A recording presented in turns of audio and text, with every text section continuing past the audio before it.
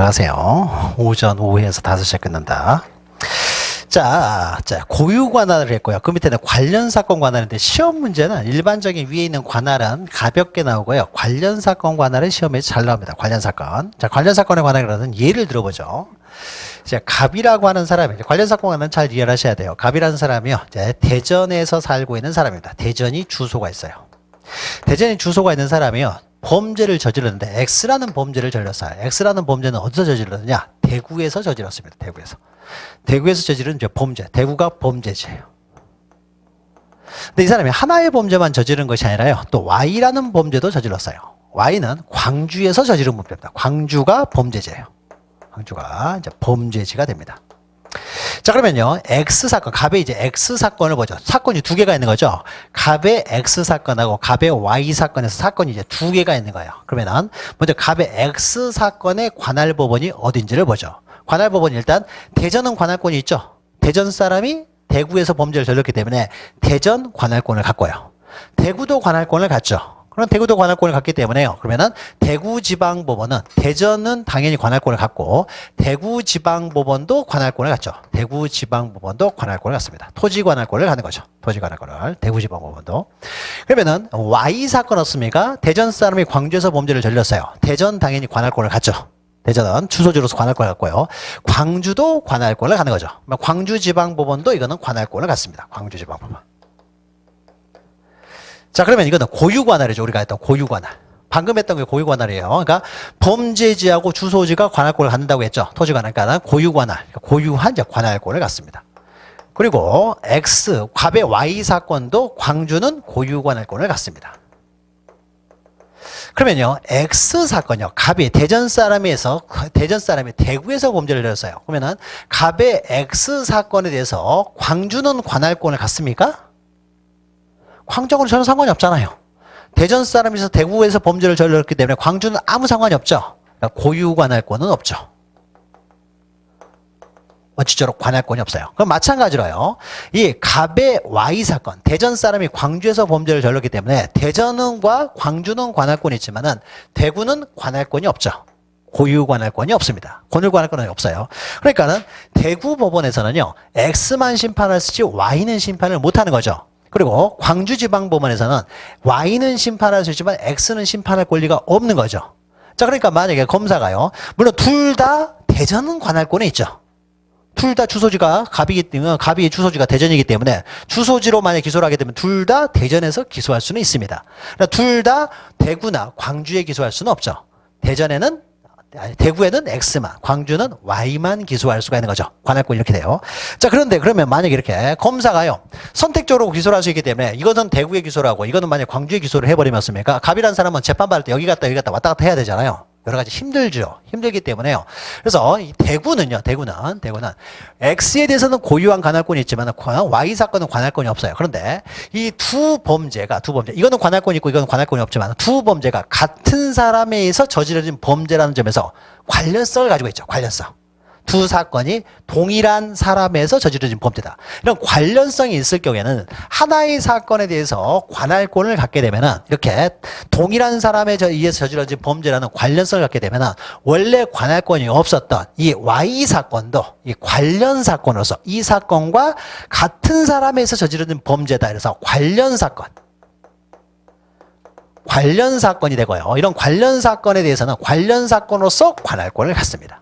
관련 사건 관할이라고요. 그러니까 Y는 고유 관할로서, X는 고유 관할로서 관할권을 가지고 있지만은 Y는 고유 관할권은 없지만은 관련 사건으로서 관할권을 갖게 돼요. 그러니까 결국 어떻습니까? 대구지방법원은 X, Y 모두 관할권을 갖게 됩니다. 하나는 고유 관할로서, 하나는 관련 사건으로서. 그럼 똑같이 마찬가지가 되겠죠. 광주지방법원도요, Y 사건은 고유 관할로서 관할권을 갖는데 이 X 사건도 원래 관할권이 없었던 거죠. 고유 관할권은 없지만은 같은 사람에 의해서 저지른 범죄라는 점에서였습니까? X도 관할권을 가져버려요. 관련 사건으로서. 이것을 관련 사건 관할이라고 합니다. 그러니까 두 범죄 모두 어떻습니까? 대전도 관할권을 갖고, 이건 당연하죠. 주소지가 두 사건 모두 범죄자의 주소지가 동일하기 때문에 두 사건 모두 대구도, 두 사건 모두 광주도 관할권을 갖게 돼요. 이것은 고유관할이 아니라 관련 사건으로서 관할권을 갖게 된다. 그래서 관련 사건 관할이라고 합니다. 자, 보죠. 1번 보시면요. 관할이 인정되는 하나의 사건의 전제하에 관할이 인정되면은 고유 관할권은 없다라고 하더라도 그 사건과 주관적 그러면 보통 사람과 관련된 걸 말해요. 인적으로. 또는 객관적으로, 물적, 이제 사건이요. 물적 그러면 사건을 의미합니다. 사건. 이 사건과 또 사람과 이렇게 관련성이 갖게 되면은 관련성 있는 사건을 우리는 관련 사건이라고 하고 2번 보시면은 고유의 법정관을 수정하여 원래 관할권이 없는 법원도 고유 관할권이 없던 법원이 되겠죠. 원래 고유 관할권이 없던 법원도 관련 사건이라는 이유로요. 관할권을 갖게 되는데 그걸 관련 사건 관할이라고 해요. 어느 정도 관련성이 있으면 우리는 관련 사건 관할이라고 하느냐에 있어서요. 네 가지가 있습니다. 네 가지가. 먼저 1번 보시면 1인이 범한 수재예요. 옆에 경합범이죠. 경합범. 그러니까 한 사람이 여러 개의 범죄를 저질렀어요. 경합범이라고 하는 거죠. 경합범 관계. 한 사람이 저지른 수재예요. 경합범으로서 이거는 관련성을 갖게 됩니다. 그러니까 이것은 하나의 관할권이 있으면 다른 사건에 대해서 관련 사건, 관할권을 갖는 거고요. 또 하나는 2번 보시면요. 수인이 공동으로 범한 죄예요. 그러니까 공범이 되는 거죠. 오른쪽에 공범이 있는 거죠. 공범은 또 이렇게 되겠죠. 공범은 이제 요것을 공범으로 하면 이렇게 되겠죠. 만약에 갑과 을이라는 사람이요. 이렇게 똑같은 그림을 이제 보면 이제 보죠. 갑과 을이라는 사람이 X라는 범죄를 저질렀어요. 공범으로서 절도를 저질렀을 수 있고 강도를 저질렀을 수도 있는 거죠. 그러면은 두 사람이 공범으로서요 강도를 저질렀다고 보죠. 그럼 강도를 저지르면 이거는 사건이 하나가 있는 것이 아니라 사람이 여러 사람이면요 사건도 여러 개가 돼요. 당연히. 그러면은 갑의 강도 사건하고 을의 강도 사건 두 사건이 있는 거예요. 형사소송법적으로는요 공범은요 사건이 두 개가 돼버리는 거예요. 두 건 이렇게 됩니다. 사람이 달라지면요 사건도 달라져요. 검사는 어떻습니까? 두 사람이 강도를 저질렀을 때요 갑만 공소를 제기하고 을은 공소를 제기하지 아니할 수 있어요. 갑에 대해서 공소를 제기했다고 해서 당연히 을에게 공소제기 효력이 미치는 건 아닙니다.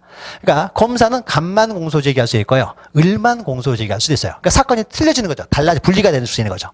둘 다 검사가 공소를 제기했다고 하더라도 법원에서는요. 갑만 유죄를 할 수 있고 을만 유죄할 수도 있어요. 그렇습니까? 달라지는 거죠. 분리가 되는 거죠. 그러니까 별개로 다른 사건이 되는 거죠. 다른 사건. 사건이 나뉠 수가 있어요. 그러니까 별개의 사건이 돼요. 그러니까 갑의 강도 사건과 을의 강도 사건 두 개의 사건이 있어요.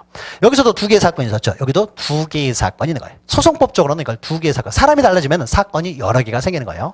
그러면 두 사람이요. 이 사람은 어디 사람이에요? 대구 사람이에요. 대구가 주소지고요. 이 사람은 광주가 주소지예요.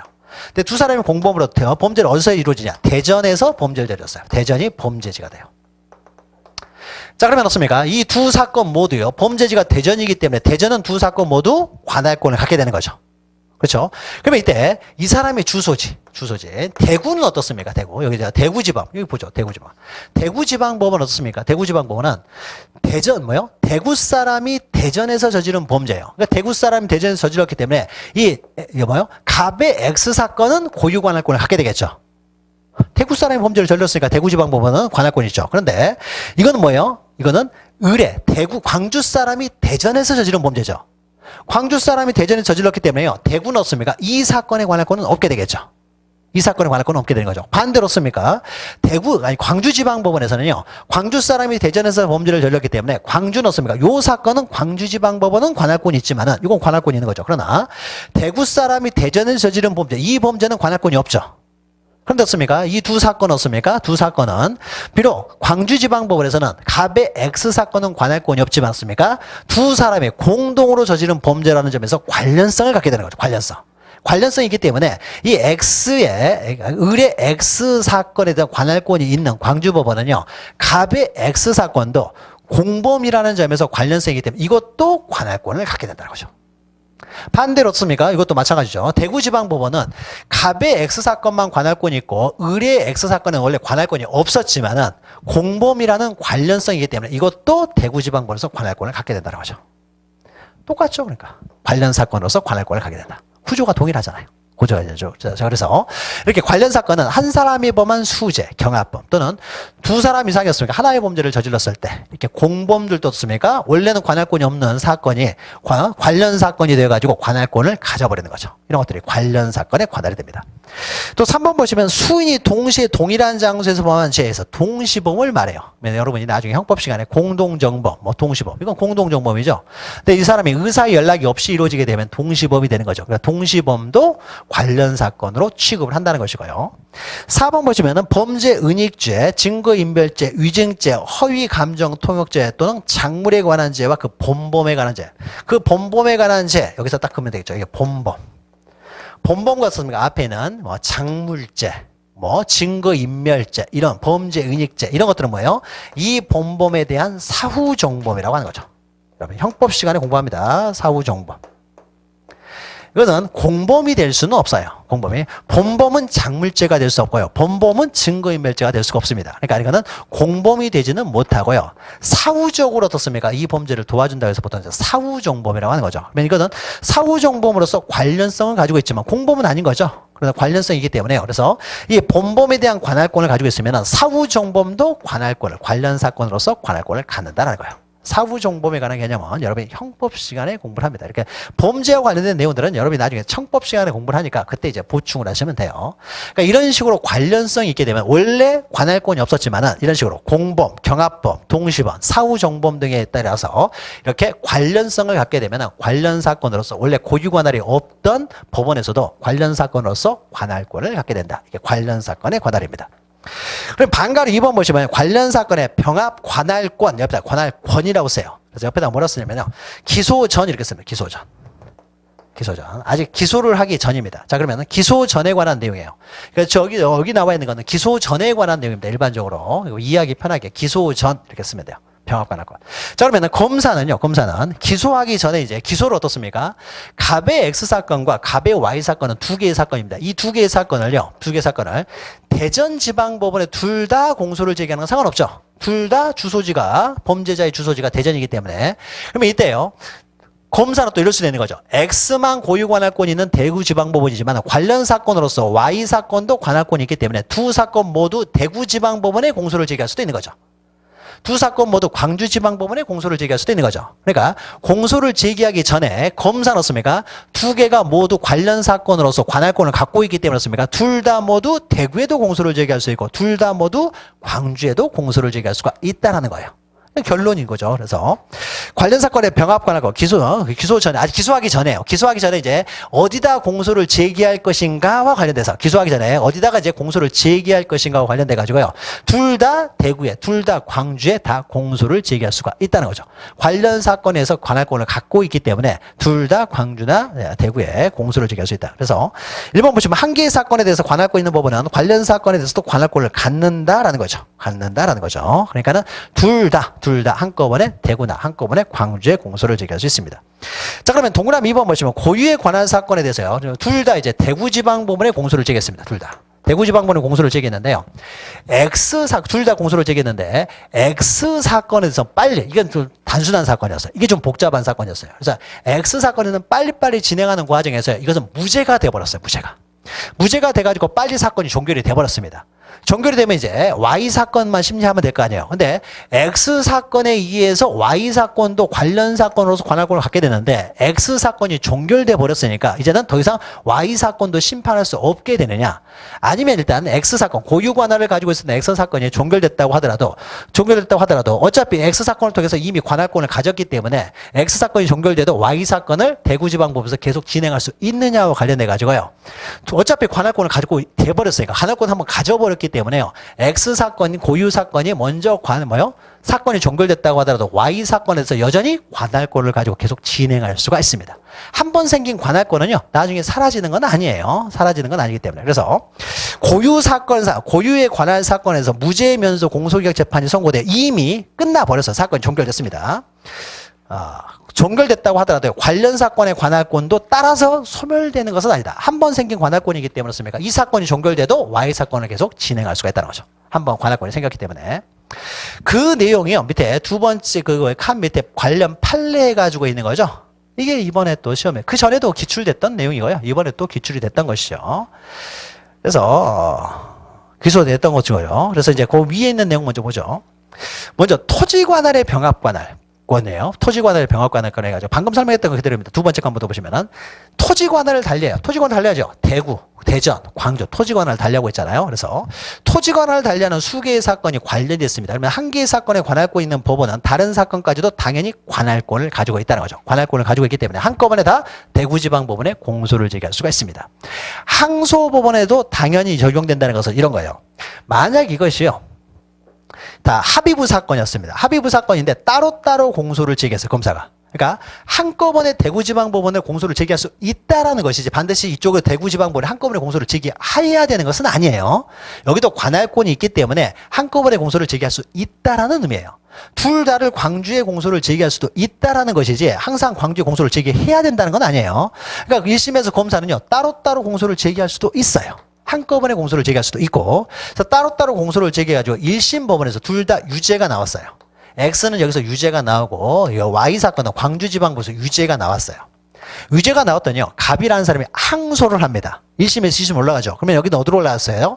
광주고등법원으로 올라가겠죠. 광주고법으로 올라갑니다. 이거는 어떻게 되겠습니까? 대구고등법원으로 가겠죠. 대구고법으로 올라갈 거 아니에요. 그러면 늦었지만 어떻습니까?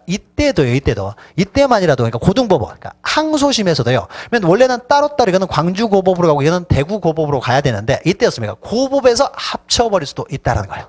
고법에서. 그러니까 둘 다 대구고등법원에서 진행을 할 수도 있고요. 아니면 둘 다 광주고등법원에서 진행할 수도 있는 거죠. 그러니까 1심은 따로따로 이루어졌다고 하더라도 항소심에서 병합시킬 수도 있다는 것이죠. 항소심에서. 자, 그 다음에 사물관할에 병합했는데요. 사물관할 병합은 다시 봐야 돼요. 그러니까 단지 토지관할만 이렇게 다를 경우에는요. 병합관할권을 가지고 있기 때문에 하나의 관할권이 있으면 다른 것도 이제 관할권을 하는데요. 만약에요. 사물관할이 다르다는 말이 나오면요. 하나의 사건은 단독이고 하나의 사건은 합의부라는 거예요. 사물관할은 사건의 경중이죠. 합의부냐 단독이냐가 사물관할이에요. 그러면 사물관할이 동일하다라고 하는 것은 둘 다 합의부든지 둘 다 단독이든지 하는 것이고 사물관할이 달리한다는 것은 하나는 단독 하나는 합의부라는 거예요. 사물관할 딱 나오게 되면 다르다 그러면 하나는 단독 하나는 합의부예요. 자, 그러면 X사건은요. X사건은 만약 단독 사건이라고 해보죠. 절도 사건이요. 그러면 대구지방법원 단독 판사가 맞겠죠. X사건은 고유관할권을 가져요. 근데 Y사건은요, 강도사건이요. 강도사건은요, 합의부 사건이 됩니다. 그래서 Y사건은요, 광주지방법원 합의부에서 맡아야 될 사건이에요. 합의부에서 맡아야 되는 거잖아요. 합의부에서. 단독사건을 합의부가 맡을 수는 없습니다. 합의부는 단독사건을 맡을 수 있어요. 그러면 이때 어떻습니까? 검사 이제 공소를 제기하려고 합니다. 공소를 제기하려고 하는데, 두 사건 모두 어떻습니까? 대구에 만약에 공소를 제기해버리면 단독 판사가 합의부 사건을 심판하게 되잖아요. 단독 판사는 합의부 사건을 심판할 수가 없다고 했죠. 그러니까 두 사건 모두 어떻습니까? 대구지방법원 단독 판사의 공소를 제기할 수는 없는 거죠. 단독 판사는 여기에 대해 단독 판사가 관할권이 있다고 해서 여기에 대해서까지 관할권을 가질 수도 없는 거죠. 이건 합의부 사건이니까.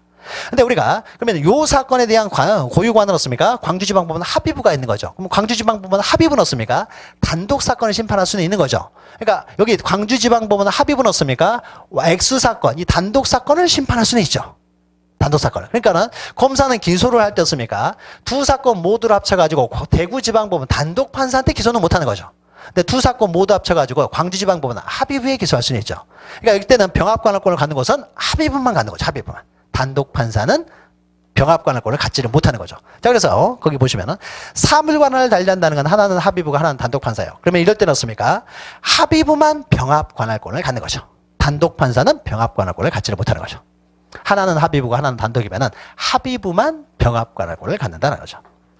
다만 병합해서요. 광주지방법원은 합의부에서 두 사건을 병합해서 한꺼번에 공소를 여기다 제기하니까 광주지방법원 합의부에서는요. 요 합의부 사건과 단독 사건을 함께 심리하는데 두 사건을 함께 심리하다 보니까 오히려 시간이 오래 걸린 거예요. 그러니까 둘을 한꺼번에 하다 보면은 시간이 빠를 수도 있지만은 오히려 또 한꺼번에 하다 보니까 시간이 더 지체될 수도 있는 거잖아요. 중요한 사건은 강도 사건인데, 자, 그래서 안 되겠다 싶어가지고요. 이 단독 사건은요, 분리해가지고, 야, 너희들이 가져가라라고 해서 보내버릴 수도 있어요. 그러니까 이송이라고 합니다. 이송. 그러니까 처음부터 다시 공소를 제기할 필요는 없고요. 공소가 적법하게 공소가 들어왔잖아요. 그래서 단독 사건, 합의부 사건을 진행을 하고 있어요. 진행을 같이 하고 있는데 하다 보니까 너무 시간이 오래 걸린 것 같으니까 지금까지 진행했던 거는 그대로 유효하게 두면서 씁니까? 앞으로는 단독 사건은 네가 앞으로 받아서 진행을 해야라 라고 해가지고 이쪽으로 이송을 할 수 있어요. 이송이라고 하는 것은 소송 서류를 넘겨줘서 이어가라는 거예요. 이어가라. 처음부터 다시 할 필요는 없잖아요. 지금까지 여기서 단독사건, 요 사건을 단독사건이요. 이만큼 왔어요. 이만큼 왔는데 합의부 사건도 이만큼 왔고요. 근데 합의부 사건은 자기들 계속 진행하겠다 해서 계속 진행하면 될 것이고 단독사건은요. 안 되겠다. 함께 하니까 너무 시간이 오래 걸린다. 그래서 여기까지 진행했던 건 그대로 두고요. 유효합니다. 받아가지고 얘들이 이어서 가라고 하는 거예요. 이런 것도 이송이라고 합니다. 소송 서류를 넘겨주겠다는 거죠. 그러면 넘어가요. 이송받아서 진행합니다. 자, 그래서요. 거기 두 번째 줄이요. 단 해가지고요. 결정으로 관할권 있는 단독 판사에게 이송할 수는 있어요. 하다가 한꺼번에 하기 힘드니까요. 여기까지 진행하다가 안 되겠다. 야, 너희들이 나머지는 이어서 가라. 그래서 이송을 할 수 있습니다. 그리고 밑에는 관련 판례 가지고 이게 나왔던 것이죠. 그래서 하나의 사건이 종료됐다고 하더라도 나머지 사건에서 관할권이 소멸되는 것은 아닙니다. 아니라는 내용이에요. 읽어보시면 맨 밑에서 보시면요. 밑에서 세 번째 줄 보시면 맨 오른쪽 보시면은 구양 사건이 병합되어 심리되지 아니한 채 고유 관할에 관한 사건이 먼저 종결됐다고 하더라도 관련 사건에 대한 관할권이 따라서 소멸되는 것은 아니다라는 거죠. 계속 관할권 유지되니까 이어갈 수가 있다는 거죠. 그 다음에 반가로 3번은요, 이제 이것은 이건 좀 비슷한 내용인데 좀 다른 겁니다. 이거는 지금 우리가 방금 읽었던 건 뭐냐면요. 아직 기소하기 전에 한꺼번에 이것을 이쪽으로 기소할 수 있느냐, 이쪽으로 기소할 수 있느냐, 요 문제예요. 그러니까 기소하기 전에 과연 어디로 기소할 것이냐. 만약에 사물관할이 동일하면 어떻습니까? 둘 다 이쪽으로 기소할 수도 있고, 둘 다 이쪽으로 기소할 수도 있고. 근데 사물관할이 달라버리면은, 이때는 합의부로만 기소할 수 있지 단독 판사한테 합쳐가지고 기소할 수는 없다라는 것이 바로 이 내용이고요. 근데 반가로 3번은 뭐냐면요. 이미 따로따로 기소가 된 이후예요. 옆에다 쓰면 됩니다. 기소 이후. 기소 이후라고 쓰면 돼요. 뭐 기소가 되면요. 그 다음에 뭐가 이루어지냐면요. 심리가 이루어집니다. 심리. 기소 이후에 심리가 이루어져요. 심리. 심리라는 것은요. 이런 거예요. 과연 이 사람이 범죄를 저지르느냐 저지르지 않았느냐에 대한 변론이 시작된다는 거예요. 그래, 나중에 뒤에서요, 이제 공판 절차에서 하게 될 텐데, 이렇게 됩니다. 검사가 이제 기소를 해요. 기소를 하게 되면 이렇게 됩니다. 기소를 하게 되면은.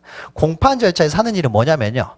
그러니까 기소하기 전까지는 이제 수사를 했겠죠, 수사. 이제 수사 과정을 먼저 다 거친 다음에 수사를 통해서 이 사람이 유죄 판결이 확실한, 유죄를 받을 수가 있어요. 그러면 유죄를 받을 수 있으면은 유죄 판결을 청구합니다, 법원에. 그러니까 수사기관이 유죄 판결을 할 수는 없기 때문에요. 법원에 유죄 판결을 해 주십시오. 청구를 해요. 법원에 유죄 판결을 청구하는 것을 우리는 공소를 제기한다. 줄여가지고 기소한다라고 해요. 법원에 유죄 판결을 청구하는 것을 말합니다. 그래서 법원에 유죄 판결을 청구하게 되면요. 이제 법원이 등장해가지고요. 이제 검사가 이제 공판 절차, 법원의 재판 절차가 들어오는 거죠. 그러면 재판 절차에서는 검사가 있고 이제 피고인이 나오겠죠. 피고인이. 검사가 수사해가지고 기소를 하게 되면은 그럼 법원이 이렇게 했을 것이고요. 그럼 공판 절차에서 우리가 어차피 하는 내용이 잠깐 언급만 하면요. 공판 절차에 뭘 하냐면요. 검사가 이제 공소를 제기했어요. 네가 죽였지라고 해가지고 공소를 제기했으니까요. 네가 죽였잖아 해가지고 공격을 합니다. 공격을 하고. 그러면 이 사람 어떻습니까? 이제 반격을 하게 되죠. 방어를 합니다. 나 안 죽였다니까 제가 방어를 해요. 방어를. 그러면 공격과 방어가 이루어지는데 공격과 방어는요. 공격과 방어는 뭐 주장의 형식으로 해죠. 주장. 너 죽였지라고 하는 거고 나는 안 죽였다니까 이렇게 주장을 합니다. 주장을 통해서 공격을 하고 주장을 통해서 방어를 해요. 근데 서로 주장과 방어, 서로 주장하는 게 틀리죠. 틀리면 어떻습니까? 자기 주장에 근거를 대야 되겠죠. 근거를 대는 것을 입증한다라고요. 자기 주장에 근거를 대는 거죠. 증거들을 가져오는 거죠. 객관적인 증거들을 가져와가지고 자기 주장에 근거를 대는 거죠. 주장하고 이제 거기에 대한 입증을 하게 됩니다. 입증을. 근데 내가 주장을 했는데 이 사람이 거기 수긍을 해버려요. 네, 맞아요. 입증할 필요가 없어지는 거죠. 상대방 인정을 했으니까. 근데 서로 주장이 틀리면 이제 입증을 해야 되겠죠. 그래서 주장하고 입증하는 방법으로 공격과 방어를 합니다. 그러면 공격과 방어를 주장과 입증의 방법으로요. 공격과 방어하는 활동을요. 우리는 변론한다라고요. 변론이라고 합니다. 이런 걸 우리가 변론이라고 해요. 그러니까 주장과 입증을 통해서 공격하고 방어하는 거예요. 그러니까 뭐 소송을 하게 되면 계속 주장하고 하는 거잖아. 근거되고. 이런 것도 우리는 변론이라고 해요. 이러한 변론을 형사소송 절차에서는 구두로 하도록 합니다. 직접 법정에 나와가지고 주장하고 입증하고 이런 걸 다 직접 이제 말로 해요. 그래서 이제 구두 변론이라고 해요. 아무튼 이런 것들을 변론이라고 합니다. 변론. 그러면 변론을 통해서 이 사람의 주장을 듣고 입증하는 거 보면서 씁니까? 법원에서는 얘가 범죄를 저질렀느냐 저지르지 않느냐는 심증을 형성해 가겠죠. 심증이라는 것은 유죄냐 무죄냐라는 마음속이었습니까? 심증을 형성해 간다는 거죠. 심증을 형성합니다. 그래서 이 변론, 얘들을 주장하는 걸 보면서 검사 말 듣다 보면요. 아, 유죄인가? 라고 했다가 또 피고인 말 듣다 보면 아, 무죄인가? 이렇게 심증이 또 떨어졌다가 다시 검사 말 듣다 보니까 유죄 심증이 올라갔다가 다시 피고인 말 들어보니까 또 무죄 심증으로 이제 좀 떨어졌다가 왔다 갔다 하면서 계속 심증을 얻습니까? 올라갔다 내려갔다 하면서 심증을 형성해 갈 거 아니에요. 그렇죠? 그래서 변론을 통해서 심증을 형성하는 과정을요, 우리는 심리한다라고 해요, 심리. 심리라는 단어가 나오죠, 심리. 그러니까 변론을 통해서 심리하는, 그러니까 심증을 형성하는 과정을 우리는 심리 절차라고 해요, 심리한다. 심리한다고 그래요. 그러면 심리 절차가 이제 다 끝나면 어떻습니까? 심리 절차가 끝난다는 것은 이렇게 되겠죠. 이 사람한테 이제 법원에 섰으면 재판장 물어봅니다. 검사, 증거 신청하세요. 그래서 증거를 이제 신청해요. 그래서 증거 조사 다 끝난 다음에 이제 증거를 가지고 입증을 하는 거죠. 그러면 이제 재판장이 또 피고인 반대 증거죠. 증거 신청하세요. 피고인이 반대 증거를 가지고 와서 증거를 신청해 가지고 증거 조사를 합니다. 또 검사 또 증거 신청하세요. 예, 증거 신청하세요. 계속 왔다 갔다 했으면 증거를 신청하고 조사를 하고 증거 신청하고 조사하고 계속 주장하고 입증하고 주장하고 입증하고 이걸 계속 하는 거예요. 그리고 이제 하루에 안 끝나니까 이틀도 걸리고 4일도 걸리고 한 달도 걸리고 2달도 걸리고 계속 하는 거죠. 새로운 증거도 계속 가지고 오니까. 그러고 나서 이제 어느 순간 돼가지고 법원에서 재판장이 또 검사한테요. 검사 또 증거 신청하세요. 그랬더니 더 이상 증거가 없대요. 더 이상 할 거 이제 다 가지고 왔어. 더 이상 할 게 없는 거예요. 할 게 없는 거죠. 그래서 피고인도 증거 신청하세요. 그랬더니 피고인도 더 이상 할 게 없어요. 이제 증거 다 가지고 왔어요. 똑같은 증거 또 가져오면 기각을 해버리니까 똑같은 의미였으니까. 그래서 더 이상 증거가 없대요. 그래? 더 이상 할 말도 없어요. 이제 할 거 다 했어요. 할 말 다 했고 입증할 거 다 했습니다. 그러면 더 이상 할 게 없잖아요. 할 게 없으니까 어떻습니까? 그러면은 변론을 종결을 하는 거죠. 더 이상 할 게 없으니까 변론을 종결해요. 그러면 어떻습니까? 변론을 종결하게 되면 이때까지 어떻습니까? 심증이 있겠죠. 이때까지 어떻습니까? 딱 이때 변론이 종결하는 시점에 어떻습니까? 이 사람은 이제 유죄다 무죄다는 심증이 형성이 됐을 거 아니에요. 그때의 심정으로 어떻습니까? 판결을 내리게 되는 거죠. 그러면 할 말 다 하고 더 이상 할 말이 없다고 하는데 그러면 이때까지 심정을 가지고 봤으니까 이때까지 심정만으로는요 법원에서 어떻습니까? 아직 유죄의 확신을 잡지를 못했어요. 그러면 피고인에게 유리하게 무죄를 할 것이고. 근데 이때까지 어떻습니까? 유죄 확증이 확신이 생겼어요. 더 이상 이제 증거는 없다고 하는데 그러니까 지금까지 했던 내용을 보면은 법원에서는 유죄의 확신이 생겼어요. 그럼 어떻습니까? 유죄를 선고하면 되겠죠. 판결을. 그래서 법원의 공판 절차는요, 그렇습니까? 심리와 판결 절차로 이제 이루어졌다고 할 수 있는 거죠. 그러면 심리는 어떻습니까? 변론을 통한 심증 형성의 절차로는 심리한다라고 해요. 자, 그러면은 우리가 공판 절차의 핵심은 뭐예요? 변론이죠, 변론. 요게 변론, 요게 변론이죠, 변론. 심증을 형성하는 것은요, 법관의 마음 속에서 조금씩 형성해 가는 거니까 이게 겉으로 드러나는 건 아니죠. 겉으로 드러나는 건 아니기 때문에 심리 절차라고 하는 건 결국 변론 절차를 의미하는 거죠. 변론 절차. 그러니까 공판 절차의 핵심 판결었으면 맨 마지막에 그냥 판결 땅땅땅 때리면 끝나는 거기 때문에 공판 절차의 대부분은 심리 절차고 심리 절차라는 건 결국 변론 절차를 말하고 그러니까 심리라는 단어, 변론이라는 단어를요 바꿔서 써도 틀린 말은 아니죠. 여기 플러스 법원의 속마음을 형성해 가는 거니까 이건 뭐 중요한 내용은 아니잖아요. 겉으로 드러나는 건 아니기 때문에. 그러니까 변론 절차는 결국 심리 절차. 심리 절차라는 것은 변론 절차를 말하는 거죠. 변론이 다 끝났다는 것은 심리가 다 끝났다는 걸 의미하는 거죠. 그러니까 심리, 변론은 동일한 의미로 바꿔 쓰기도 합니다. 바꿔 쓰게 돼요. 그러고 난 다음에 이게 다 끝나면 이제 판결을 하게 되는 거죠. 그러면 심리를 한다는 것은 기소 이유였습니까? 바로 그러면 심리가 들어갈 거 아니에요. 심리가.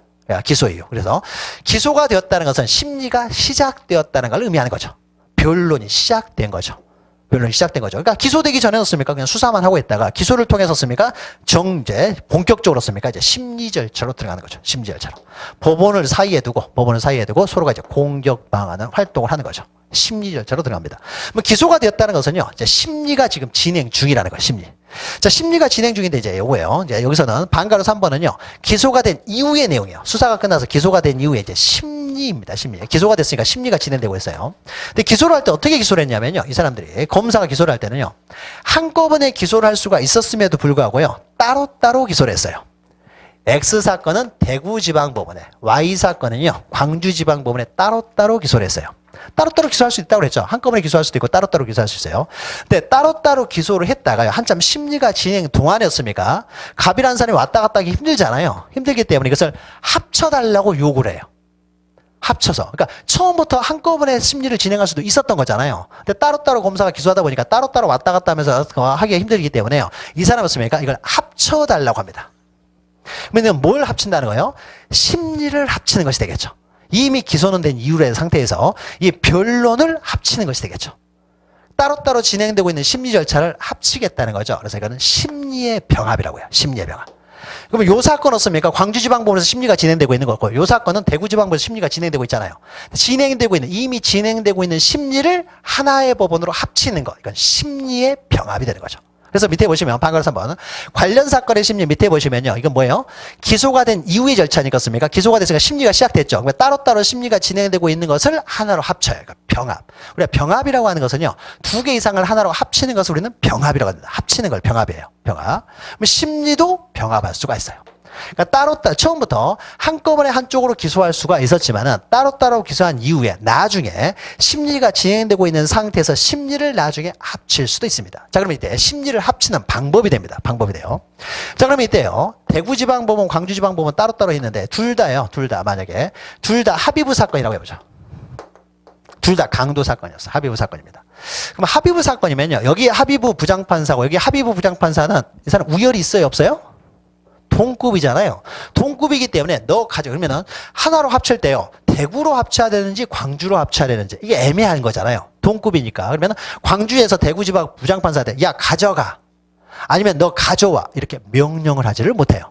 동급이기 때문에 서로 명령을 할 수 있는 관계가 아닙니다. 자, 그러니까요. 얘들은요. 가져가라 가져와라 서로 주장을 못해요.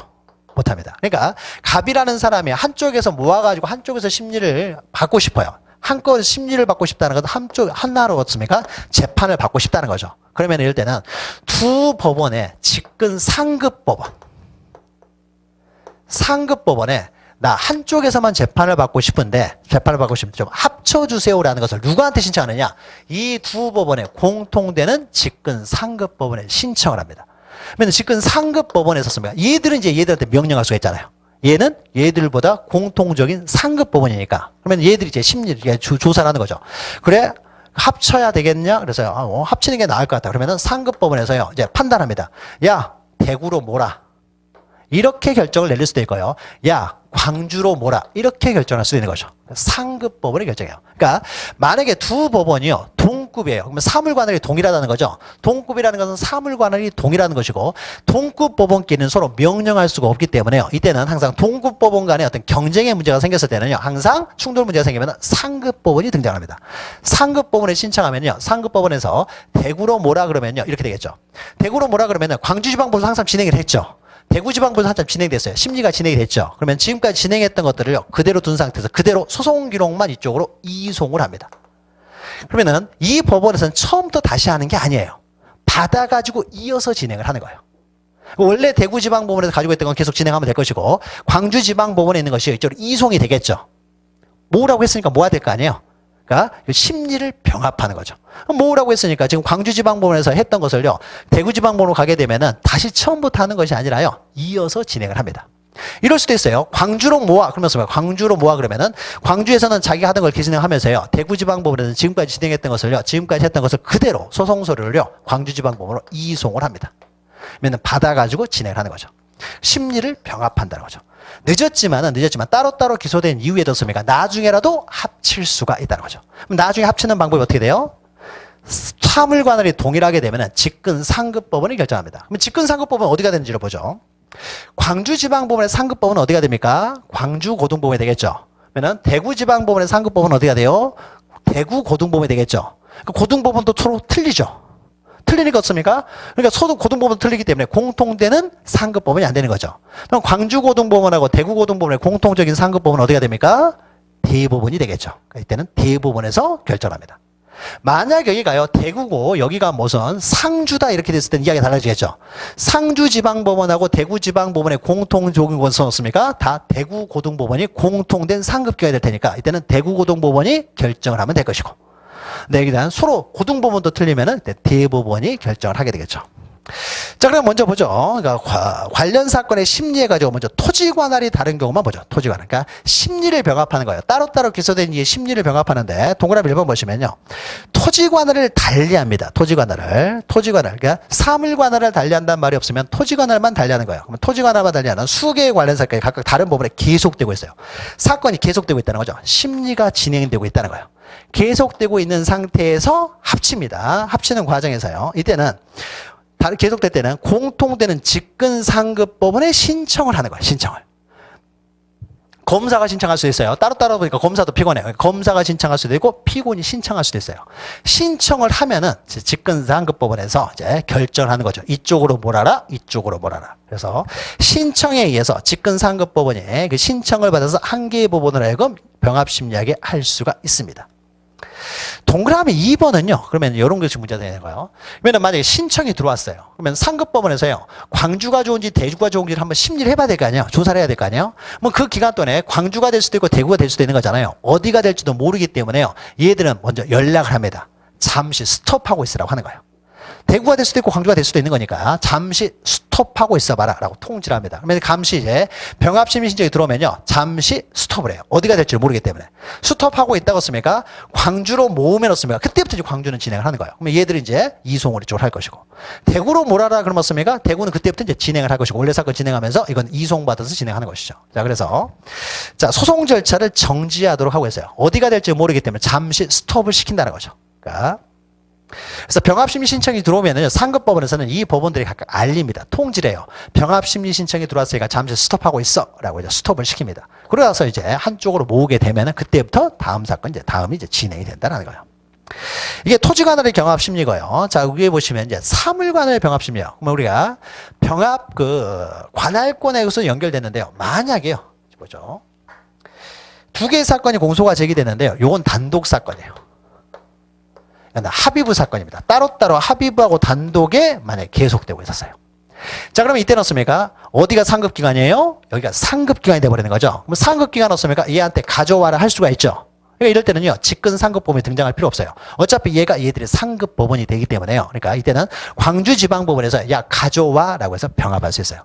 근데 대구 단독이 어떻습니까? 광주 합의부 사건을 가져오라고 할 수는 없겠죠. 그러니까 이건 합의부가 결정을 합니다. 합의부. 그러니까 하나는 합의부가 하나는 단독이면요. 직근 상급법원이 아니라 이건 합의부가 어차피 얘들의 상급기관이 되기 때문에. 자, 그래서 밑에 보죠. 위에 사물관할을 달리한 보죠. 사물관할을 달리하는 수개의 관할 사건이 각각 합의부와 단독 사건. 그러니까 사물관할을 달리한다 그러면 하나는 합의부, 하나는 단독이라는 거죠. 계속된 때에는요. 합의부는 결정으로 단독 판사에 속한 사건을 병합심리할 수 있다. 이건 합의부가 결정을 해요. 그러니까 동급이면은 상급법원이 등장할 것이고 하나는 합의부, 하나는 단독이면은 합의부에서 결정을 한다는 거죠. 합의부에서. 말이 비슷비슷해요. 비슷비슷하지만 다른 내용이기 때문에 여러분 잘 구별하셔야 돼요. 시험 문제 나오면은 이것이 도대체 어떤 지금 상황인지를 바로 독해를 해야 돼요. 독해를 해야지 다음 내용이 틀려지는 거죠. 다음 내용이 틀려져 버리기 때문에 뒤에 내용이. 그래서 이것이 지금 사물관할을 달리한다 그러면 바로 씁니까? 아, 하나는 단독이고 하나는 합의부 사건이구나. 이렇게 딱 이렇게 바로 독해가 돼야 되는 거예요. 그리고 사물관할을 달리한다는 말이 없으면은요, 사물관할 동일한 거예요. 동일하면 어떻습니까? 이럴 때는 직근 상급법원에서 결정을 해야 된다. 이렇게 등장을 해야 되는 거죠. 나번은 밑으로 내서 나번은요, 심리에 이제 분리가 있는데요. 그래서 합의부에서요, 우리가 앞에서 비슷한 겁니다. 가져와라고 해가지고 한꺼번에 심리를 해요. 한꺼번에 심리하다 보니까요, 두 개를 한꺼번에 하니까 더 복잡해져요. 그러니까 어떻습니까? 다시 어떻습니까? 야, 단독, 이건 네가 가져가. 그러니까 분리 이송을 할 수도 있습니다. 예, 분리 이송을 할 수도 있다는 거죠. 밑에 있는 것은 그냥 분리해서 이송을 할 수도 있다 정도만 기억하시면 됩니다. 자, 관련 사건의 병합은 시험에 잘 나와요. 뭐 반 페이지 뭐 100개 안 되는데 반 페이지 정도밖에 안 되는데 시험에 잘 나와요. 관할에서 가장 많이 나오는 내용이니까 잘 기억하시면 되고. 그 다음에 31페이지 보시면요. 이제 재정관할이 나옵니다. 재정관할. 재정관할은요. 재정관할은 좀 틀린 거예요. 우리가 관할은요, 법의 규정에서 정해졌어요. 그러면 이런 직업을 했다. 우리가 고유관할이랄지 관련 사건의 병합관할을 어떻게 병합을 할 것이냐 이런 것들은 법에 다 규정되어 있어요. 그러니까 거기 보면 다 법조문 표시가 되어 있죠. 법조문 표시에 의해서 마음대로 할 수 있는 게 아닙니다. 우리가 법에 딱 정해져 있어요. 이런 식으로 하라는 거예요. 그래서 관할권은 보통 법의 규정에서 정해지는 법정관할입니다. 법에서 정해지는데 오른쪽에 재정관할이라는 것은요, 이런 문제가 이제 가끔 생길 수가 있어요. 법원이 이제 관할권을요, 미리 이제 여러 가지 사건들을 상정해가지고 이런 사건은 어디서 관할을 할 수 있도록 다 미리 다 정해놨는데요. 갑이라는 사람이 어떤 범죄를 저질렀는데요. 별 희한한 범죄가 이루어졌어요. 세상에는 별 희한한 사건들이 많이 생길 수가 있는 거죠. 그래서 이 사건이 발생을 했는데 이게 과연 A 법원도 이 사건과 좀 관련성이 있어 보여요. 관할권이 있어 보입니다. 관할권 있어 보이고 B 법원도 관할권이 있어 보이고요. C 법원도 관할권이 있어 보이는데 정확하게 어느 법원이 관할권이 있다라고 말해 굉장히 애매한 사건이 발생을 했어요. 세상에는 별 희한한 사건이 발생하기도 하니까. 그래서 그러니까 애매한 사건이에요. 이 법원에 관할권이 있는데 관할권이 어디에 있는지가 굉장히 애매한 사건이 발생했어요. 그러니까 법을 아무리 뒤져봐도요, 법에 딱 정확하게 나와 있질 않아요.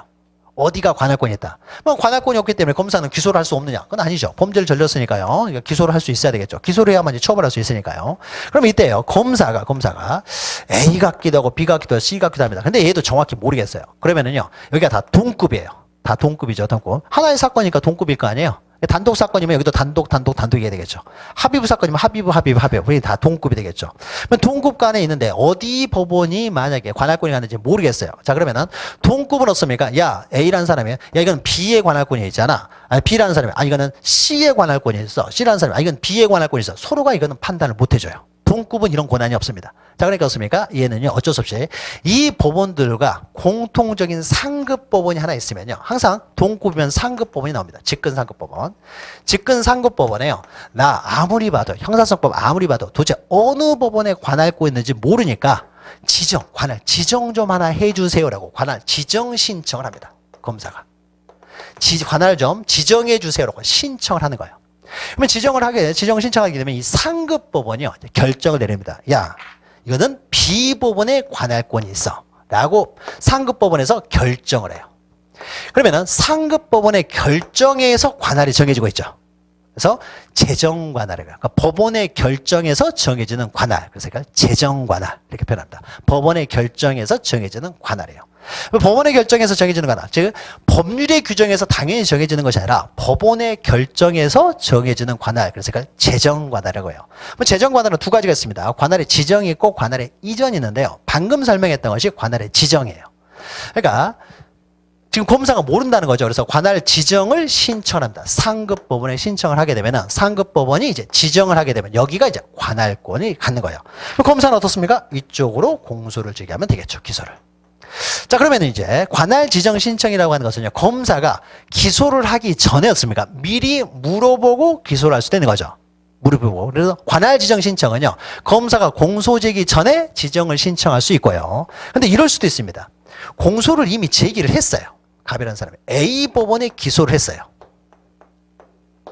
기소를 했는데 검사는 A 법원에 관할권이 있는 것처럼 보였어요. 그래서 검사가 A 법원에 공소를 제기했습니다. 공소를 제기했는데 A 법원에서 딱 보니까 우리에게 관할권이 없는 거예요. 관할권이 없으니까 관할기각 판결을 해버렸어요. 근데 이 사람들은 관할기각 판결만 할 수 있지, 이 사건은 B 법원에 관할권이 있어 이렇게 말할 수가 없다고 했죠. 관할권이 있으면은 재판하고, 관할권이 없으면 관할 위반 판결만 하는 것이지, 동급이기 때문에 이거는 B의 관할권이 있어, C의 관할권이 있어 이렇게 판단을 못해요. 관할 위반 판결만 했습니다. 뭐 관할 위반 판결하니까 관할권이 없나 보다. 그러면 도대체 어디에 관할권이 있다는 것이냐? 이럴 때도 관할 지정 신청을 할 수가 있고요. 또는 기소를 한 상태에서요, A 법원에서 관할 위반 판결하지 않았어요. 않은 상태에서 A 법원도 애매한 거예요. A 법원도 애매해가지고 우리에게 관할권이 있는 것 같기도 하고 없는 것 같기도 하는 거예요. 근데 관할권이 없는 법원에서 재판을 해서는 안 되거든요. 그러니까는 A 법원에서 기소가 되는데 관할 위반을 해야 되는지, 아니면 우리가 관할권이 있는 것 같기도 해요. 재판을 해야 되는지, 아니면 관할권이 없다는 관할 위반 판결이라든지, 얘도 애매해요. 애매하니까 어떻습니까? 검사가 얘도 진행하기가 어려운 거야. 계속 진행을 해야 되는지 말아야 되는지 애매합니다. 그래서 검사가 야, 너도 헷갈리냐 해가지고 야, 안 되겠다 그러면 상급 법원에 물어보자 해가지고, 이런 경우에도 기소된 이후에 어떻습니까? 관할 지정을 신청할 수 있습니다. 얘도 애매해서 잘 모르니까. 그러면 이때는 상급 법원에 하는 방법이 좀 틀립니다.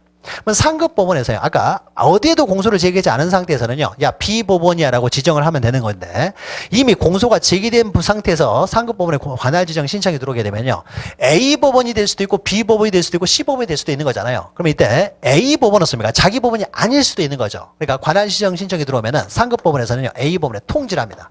야, 잠시 스톱하고 있어봐. 진행하지 말라는 거죠. 우리가 아까 동급일 때였습니까? 상급 법원에 병합심리 신청이 들어오게 되면습니까? 일단 스톱을 시킨다고 했죠. 어디로 모아질지는 모르기 때문에. 마찬가지예요. 이 법원으로 관할이 지정이 될 수도 있어요. 지정이 될 수도 있지만 이 법원이 아닌 법원으로 지정이 될 수도 있잖아요. 그럼 이 사람은 진행해서는 안 되는 거잖아요. 그래서 일단은 스톱을 시킵니다. 통지를 해가지고요, 정지를 시켜야 돼. 잠시 스톱하고 있어봐. 라고 해가지고습니까? 상급 법원에서 결정을 내립니다. 그래서 만약에 A 법원으로 지정을 하면 A 법원에서 계속 진행하면 될 것이고요. 근데 여기 상급 법원에서 야, A 법원에 관할권 없어, B 법원에 관할권이 있어, 이쪽으로 지정을 했어요. 지정을 하게 되면요, A 법원에서는 지금까지 했던 내용 있죠. 여기도 일반 법원이고 일반 법원이에요. 장소적으로 약간 차이가 났을 뿐이기 때문에 지금까지 했던 내용은 유효합니다. 유효하고요, 그것을 그대로 씁니까? 이송만 해줘요. 사건을 받아가지고 여기서 지금까지 진행한 것은 유효합니다. 유효하고요. 사건을 받아가지고 여기서 이제 진행을 합니다. 이송이요. 소송 기록을 넘겨받아가지고 여기서부터 이제 시작을 하는 거죠. 진행을 합니다.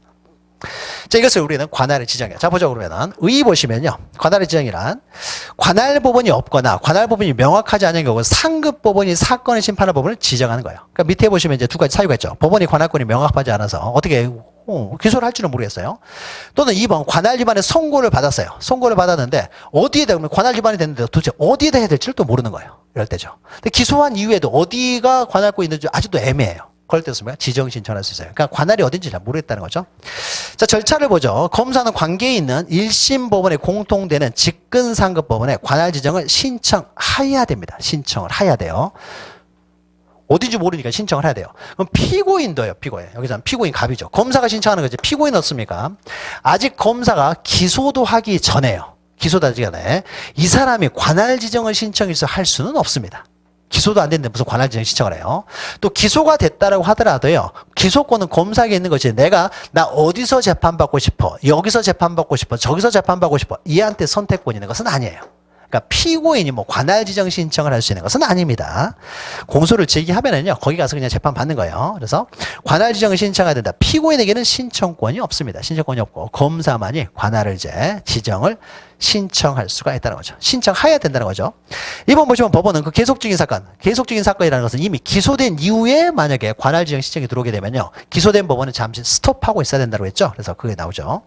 사건에서 관할 지정 신청이 제기된 경우에는 그 신청에 대한 결정이 전까지 소송 절차를 잠시 정지해야 된다는 거죠. 정지합니다.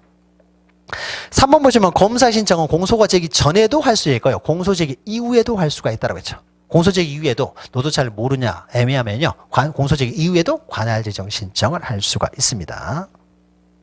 4번을 보죠. 관할은 직근 상급 법원의 결정에서 지정되며 공소가 제기된 사건에서 관할 지정이 있을 때는요. 당연히 이송 효과가 발생한다. 그러면 어떻습니까? 이렇게 지정이 되면 당연히 이송을 해줘야 된다. 이송. 이런 식으로 진행이 됩니다. 재정관할은 시험에 잘 나오는 내용은 아니에요. 잘 나오는 아니니까 그 큰 개념하고 큰 흐름만 보시면 돼요. 그 다음 밑에 양가로 3번은요. 관할의 이전이 나오는데 관할의 이전은 뭐냐면요. 지정하고 좀 비슷하지만 좀 다릅니다. 갑이라는 사람이요. X라는 범죄를 저질렀어요. X라는 범죄. 예. 대전에서 대전 사람이 대전에서 범죄를 저질렀어요. 모르지 않습니까? 대전지방법원. 여기가 대전지방법원이라고 그러죠. 대전지방법원만 어떻습니까? 관할권을 갖고 있어요. 그렇죠. 대전지방법원만 관할권이 있잖아요. 대전 사람 대전에서 범죄를 저질렀기 때문에 대전지방법원에만 관할권이 있습니다. 그래서 대전지방법원만 관할권이 있기 때문에 여기다 공소를 제기하면 되는 거예요. 공소를 제기하면 되는데 문제는 뭐냐면 이게 아동 성폭력 범죄를 저지른 사람이에요. 아동 성폭력 범죄. 그래서 아주 악질적인 이제 흉악 범죄입니다. 그래서 대전지방법원 공소가 제기되니까요. 재판을 이제 할 때 무슨 공소를 제기하기 전이었습니까? 공소를 제기하기 전에 그 전부터 어떻습니까? 공소를 제기하기도 전부터였습니까? 뭐 법원 근처에서랄지 경찰서 근처랄지 피고인이 움직이면은 뭐 검찰청으로 송치한다든지 이럴 때마다요. 시민단체랄지 시민대에 나와가지고 저놈 죽여라 이렇게 막 하는 거예요. 피켓팅을 계속 하고 있어요. 저놈 죽여라. 자, 그러면요. 이 사람은 어떻습니까? 일단 무죄가 추정되는 사람이죠. 범죄를 안 저질렀을 수도 있는 거잖아요. 결론 나기 전에는 모르잖아요. 근데 저놈 죽여라 계속 합니다. 자, 그럼 어떻습니까? 만약 여기에 대해서 공소를 이제 만약 이쪽으로 제기를 하게 되면 여기 판사들이 판단하겠죠. 근데 판사들이었습니까? 우리는 오로지 법에 의해서만 재판을 하겠다. 여론에 대해서 저는 뭐 이렇게 영향을 받지 않고 법에 의해서만 판단하겠다라고 해가지고 보니까 증거 불충분으로 만약 무죄 판결해버리면 어떻습니까? 판사 이놈이 죽일 놈이 되는 거죠. 요새는 판사들 신상 다 공개해버리잖아요. 그렇죠? 이놈이 나쁜 놈이다 해가지고 어떻습니까? 이놈이 더 나쁜 놈이다 해가지고요. 아주 그냥 난리가 나는 거죠. 그러니까 판사들도 어떻습니까? 여론의 눈치를 안 볼 수가 없죠. 여전히 볼 수밖에 없는 거잖아요. 그러니까 만약 공정하게 재판했으면 무죄가 될 수 있었던 사람이었습니까? 이렇게 여론의 영향을 받다 보니까 무죄가 될 사람이 또 유죄가 돼야 되는 문제가 생길 수도 있는 거잖아요. 자, 그러니까 어떻습니까? 재판은 공정해야 돼요. 공정해야 되기 때문에 검사는요. 대전에만 관할권이 있는 것인데 여기 대전에 공소를 제기했다가는요. 공정한 재판을 기대하기가 어렵더라고 하면 검사도 공익을 추구해야 되는 사람이기 때문에 이럴 때는 다른 데서 재판할 필요성이 있는 거죠. 근데 만약 이 사람이 대전 사람이요. 대구에서 범죄를 저질렀으면 어떻습니까? 대구도 관할권이 있기 때문에 대구에 공소를 제기하면 되는 거예요. 근데 대전 사람이 대전에서 범죄를 저질렀기 때문에 여기밖에 관할권이 없어요. 그러면 이제 딴 데서 재판해야 되겠죠. 여기는 도저히 재판하기 어려워요. 자, 그럼 어떻습니까? A에서 할 것이냐, B에서 계속할 것이냐 이런 것 없습니까? 얘들은 스스로 판단할 수 없다고 했죠. 그러니까 여기들의 직근 또 상급법원이 나오는 거죠. 상급법. 상급 법원에요. 보니까 전체적으로 여러 가지 분위기를 봤을 때 A 법원에서는 도저히 재판을 받기가 어려울 것 같습니다. 그러니까 다른 법원으로 관할을 이전해 주세요라고 하는 거예요. 뭐 관할 이전은 뭐예요? 원래 관할권 있는 법원에서, 여기는 관할권이 원래 없었던 법원이죠. 관할권 있는 법원에서 관할권 없는 법원으로 옮기는 거, 이송을 하는 거죠. 이것을 이제 관할의 이전이라고 합니다. 뭐 관할 이전의 결정도 누가 하는 거예요? 상급 법원이 하는 거죠. 상급 법원이 그래서 야 B 법원으로 이송해라고 하면 어떻습니까? B 법원으로 이제 관할권이 정해지는 거죠.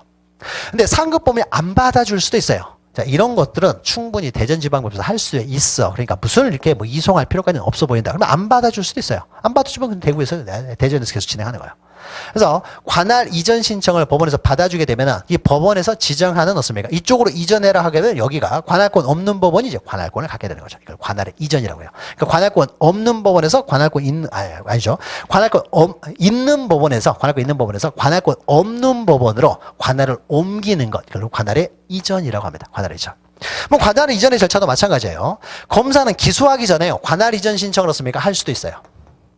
관할 이전을 이제 신청을 하게 되는데 기소된 이후에도 할 수 있어요. 기소를 해가지고 일단 기소를 했는데 어떻습니까? 기소를 해가지고 재판을 하려고 했더니 아침부터 저녁까지 시민단체를 할지 나와가지고 여성단체 나와가지고 계속 피켓팅을 하는 거예요. 저놈 죽여라, 저놈 죽여라. 그러니까 기소를 했더니 어떻습니까? 도저히 재판을 받을 수 없게 되는 거예요. 기소하기 전에는 몰랐는데 기소하고 보니까 너무 힘들더라고요. 그러면은 기소 이후에도 이전 신청을 할 수가 있습니다. 뭐 이전 신청을 하게 되면 어떻습니까? 상급 법원도 마찬가지죠. 이전을 받아줄 수도 있고 안 받아줄 수도 있어요.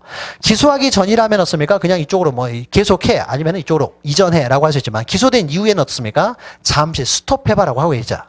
여기가 똑같죠. 잠시 스톱하고 있어봐. 그래서 받아줄 수도 있고 안 받을 수도 있기 때문에 일단 스톱을 시킨다는 거죠. 그 다음에 관할 이전을 받아주게 되면요. 그러면 이쪽으로 지정이 이전이 이루어지면은 이제 이송을 할 것이고 아니야 너희들이 계속해. 그럼 계속하면 되는 것이죠. 그러면 이때요. 또 특징이 뭐냐면요. 기소된 이후에는요. 피고인도 가능하다는 거예요. 기소되기 전에는요. 검사가 어디 쪽으로 기소를 할지는 모르기 때문에요. 기소하기 전에 이미 피고인이 관할을 이전해 주세요. 이걸 요구는 못합니다. 피고인이 법원을 골라갈 수는 없기 때문에. 근데 기소를 했어요. 검사가 A 법원에 기소를 했더니요. 피고인이 들어가려고 하는데 어떻습니까? 여기저기서 뭐 계란 날라고 난리도 아닌 거예요. 제대로 방어를 못 하잖아요. 그러면 이때는 피고인도 옮겨주세요라고 요구할 수가 있습니다. 관할 지정은 피고인이 요구하지는 못합니다. 관할 지정. 근데 여기서는 어떻습니까? 공평한 재판을 기다리기가 어렵잖아요. 그러니까 피고인도 기소유예든 관할 이전을 신청할 수 있어요. 자 보죠. 의 보시면요. 관할 법원이 재판권을 행사할 수 없거나 재판의 공정을 유지하기 어려운 경우에는 공평한 재판을 유지하기가 어렵다는 거죠. 그러면 그 사건의 관할권을 없는 법원으로 원래 있는 법원에서 없는 법원으로 이전하는 것을 우리는 관할 이전이라고 합니다. 사유를 보면요. 관할 법원이 법률상 이유 또는 특별한 사정으로 재판권을 행사할 수 없는 경우요.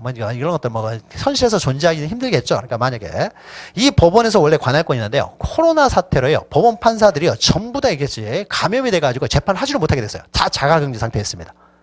그러면은 자가격리 상태에 있으면은 2주 있다가 하면 되는 것도 돼요. 그러니까 이거를 꼭 이런 거 가지고 관할 이전이 되는 건 아니에요. 근데 뭐 놀러 갔다가 뭐 판사들이 물에 빠져 죽어버렸다든지 한다든지 판사들이 없으니까 거기서 할 수가 없잖아요. 그렇습니까? 이럴 때는 현실적으로 거기서 재판할 수가 없는 거죠. 그럴 때는 이제 또 관할 이전을 해야 되는 것이고요. 근데 이런 것들은 현실에서 그렇게 많이 있지는 않겠죠. 코로나로 이게 도저히 할 수가 없다든지 이렇게 된다는지 하게 되면 이럴 때도 관할 이전을 해야 되는데 이런 것보다도 더 중요한 건 밑에 있는 거죠. 2번 보시면은 범죄의 성질 또 지방의 민심 소송의 상황 기타 사정으로 재판의 공평을 유지하기 어렵다는 거죠. 밖에서 계속 피켓팅하고 있으니까 공평한 재판하기 어렵다는 거죠. 이럴 때도 관할 이전 사유가 됩니다. 절차는요. 관할 지정하고 비슷해요. 검사는 직근상급법원에 관할 이전을 신청해야 돼요. 검사가 하는 건 의무적입니다. 검사도 공평한 재판을 받게 해야 될 의무가 있기 때문에요. 이 사람은 관할 이전을 신청을 해야 돼요. 그런데 다만 어떻습니까? 한편에 가지고 옆에 있죠. 피고인도 관할 이전을 신청할 수는 있다라는 거죠. 물론 피고인은 기소된 이후에만 가능합니다. 이런 점에서 관할 지정과 차이가 있어요. 나머지 절차는요. 동일합니다. 동그라미 3번만 보시면 방금 했던 거예요. 검사의 신청은 공소 제기 이전후를 불문하고 할 수 있지만 피고인은 공소 제기 이후에만 할 수가 있다는 거죠. 나머지 절차는 관할 지정과 동일해요. 그래서 관할의 지정과 이전은요. 시험에 잘 나오는 내용은 아니지만은 한두 줄 정도 관할 문제에 껴서 나오기도 합니다. 관할은 독립적으로 나오기 때문에요. 지정 이전까지 잘 기억하시기 바랍니다. 시간이 또 이렇게 됐으니까 관할의 경합이 있는데 잠시 쉬었다 보도록 하죠.